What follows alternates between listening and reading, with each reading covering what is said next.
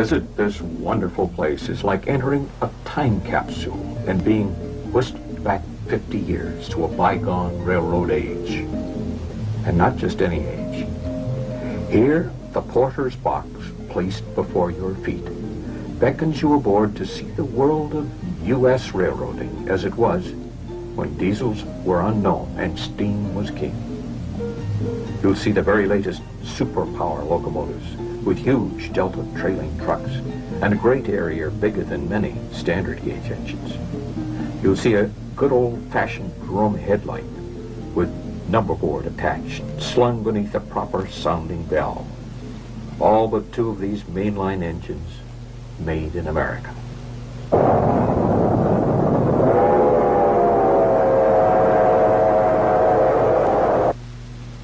The bridge and causeway that you see in this picture is brand new. Later in this tape, you'll see the one that it replaced. During the week starting on the 17th of March, 1974, heavy rains began to fall throughout eastern Brazil. People remarked that the amount of rain was unusual. But by Saturday the 23rd, the rain appeared to let up, and there seemed to be no cause for further concern. People went to bed that night relieved.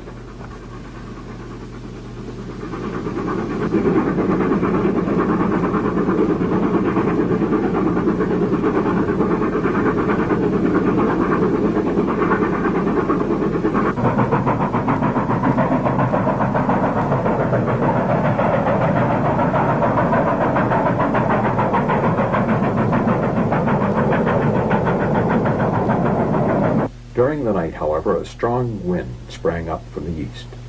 While people slept, it increased in fury, and by daylight Sunday morning, waves at the mouth of the estuary were so high that the river could no longer empty normally into the sea. In a matter of hours, it rose 36 feet above the highest previous flood stage and overflowed its banks. Some 70,000 residents of Tubarão were asleep in the path of the advancing water. Many awoke to find their beds afloat. Whole houses were sucked into the maelstrom as the angry waters tore at their foundations. Because of lighter rail and less substantial roadbed, the Lauro Muller branch could not handle the heavier 210 Ford Texans. This is why the line became the almost exclusive province of the Mallets.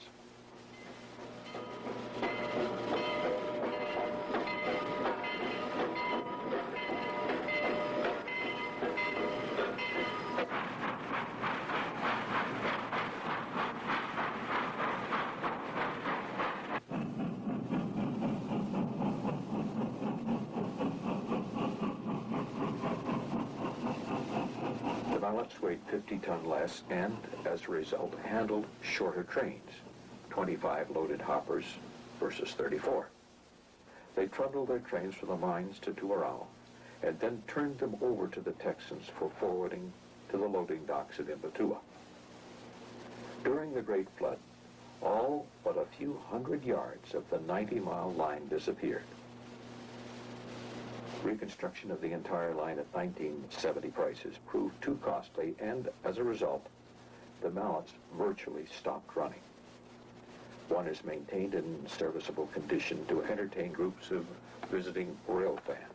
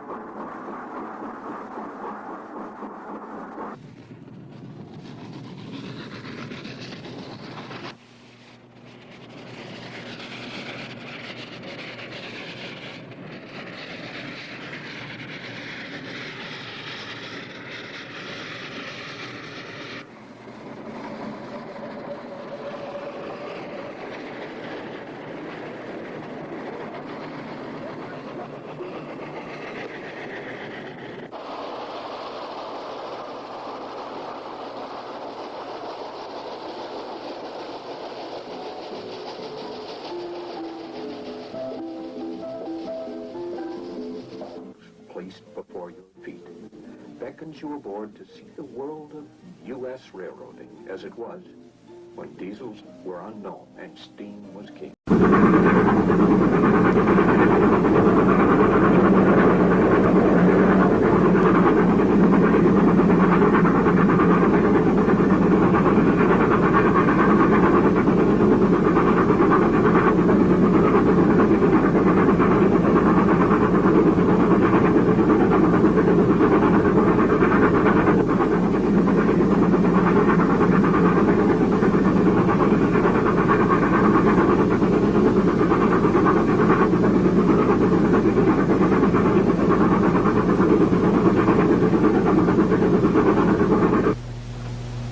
During the flood, the original bridge and causeway at this point disappeared.